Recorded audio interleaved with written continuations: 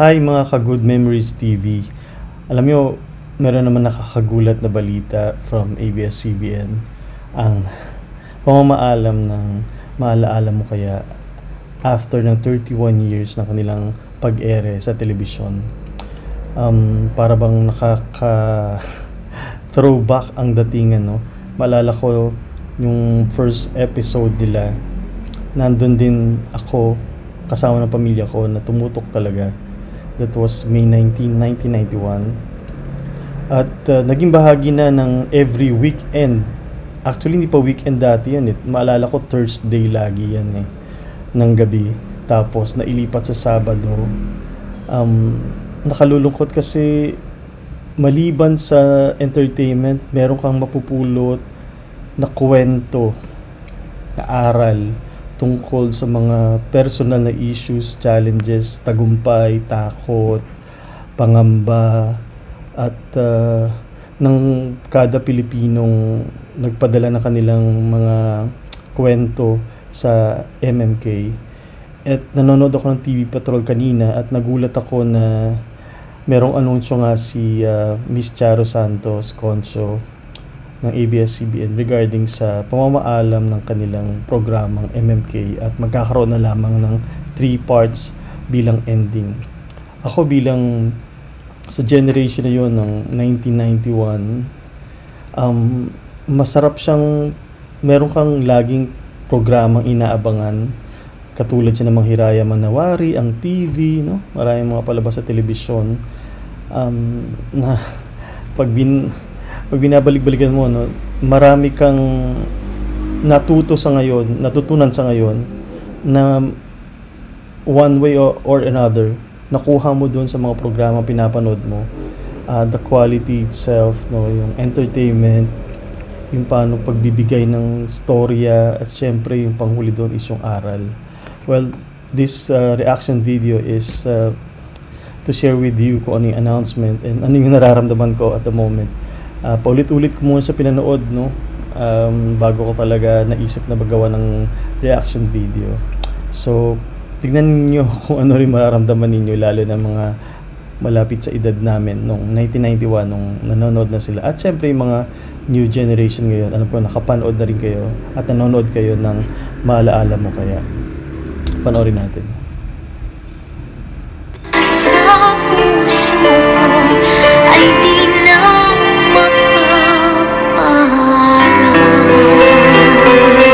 Sa loob ng 31 taon, naging bahagi na ng buhay ng milyong-milyong Pilipino ang drama anthology na Maalaala Mo Kaya. Itinampok ang mga tunay na kwentong nakakaantig, nakakaiyak, nakakakilig, at puno ng inspirasyon mula sa mga Pilipino saan man sa mundo, sa pangunguna ng host na si Charo Santos. Dear Ate Charo, Ngayong 2022, pagkatapos ng mahigit 3 dekada, magpapaalam na ang Maalaala Mo Kaya. hindi na po mabilang ang naisalaysay nating kwento dito sa MMK. Mga kwentong totoo, mga salamin ng sarili ninyong buhay na nagbigay ng aral at panibagong pag-asa. Kami po ay tagapaghatid lang ng mga kwento. Kung mauulit man ang lahat, hindi po ako magdadalawang isip na piliin muli ang role na ito. Sana magbalik, sana mag-reformat lang. Iba kasi yung binibigay niyong mensahe at saka yung payo at yung presentation nyo ng mga buhay-buhay ng ibang tao. Nasasalamin din yung buhay namin, paano namin din harapin sa magitan ng mga storya nila. Sana mag-reformat lang kayo, please.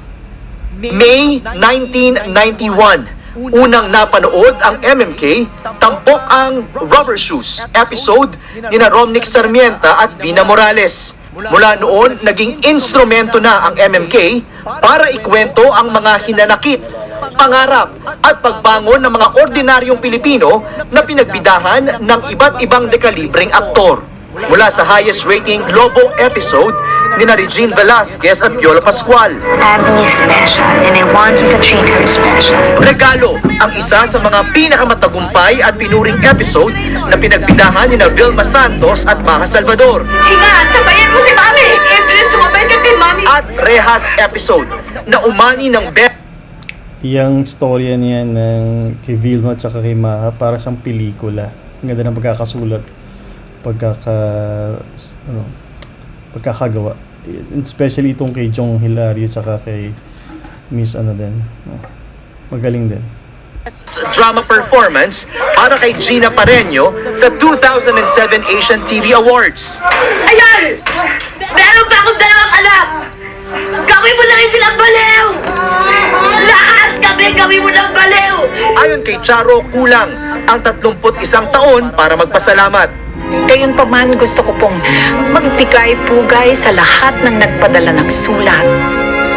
Sa aming mga direktor, writers, researchers, production staff, at sa lahat ng naging bahagi ng aming programa. Sa mga artistang gumanap, maraming salamat. Sa management ng ABS-CBN, sa aming mga sponsors, at higit sa lahat, sa inyong mga tagapanood. Bukod sa mga hindi mabilang na parangal na natanggap ng MMK sa Pilipinas at sa ibang bansa, isa ring milestone para sa programa na mapanood sa mahigit 40 bansa sa Africa at sa mga in-flight entertainment sa ilang airlines. Sumabay rin sa panahon ang MMK na patuloy ngayong mapapanood sa YouTube channel ng ABS-CBN Entertainment. Sa kabila ng kanilang pamamaalam, puno ng pasasalamat si Charo at ang lahat ng bumubuo ng drama anthology. Kayo po ang nagsasabi na makahulugan sa inyo ang aming ginagawa. Salamat po sa lahat ng nakaraan at sa anumang paraan na maaari pa tayong muling magkita. Ito po si Charo Santos, ang inyong tagahanga at tagapagkwento. Ang huli Bakit ganon? Parang yung pamaalam, parang nanonood ka rin ng MMK. Nagpa-flashback lahat nung old-time memories, mga bata pa talaga. Napakaganda ng bigay ninyo. Sana lang hiling ko, reformat lang kayo.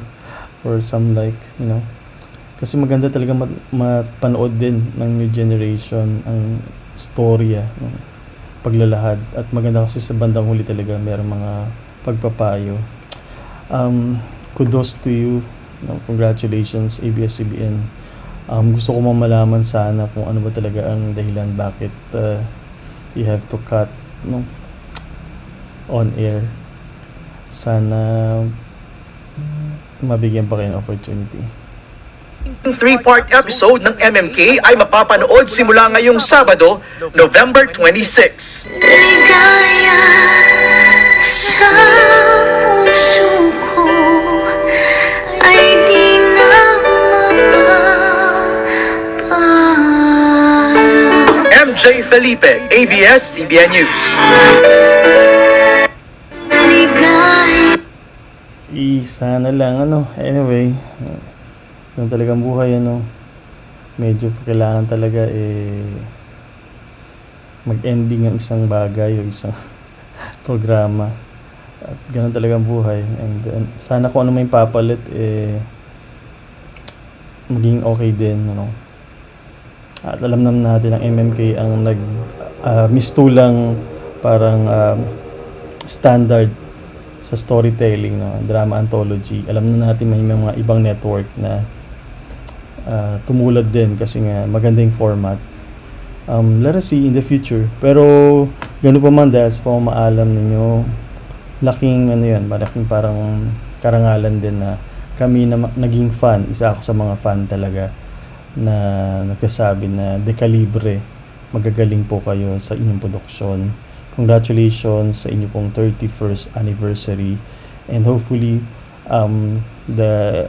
this industry, this broadcast ng ABS, sana po makapag-produce pa po kayo ng ganito mga format, may aral para sa lahat. Bye. Please subscribe. Thank you.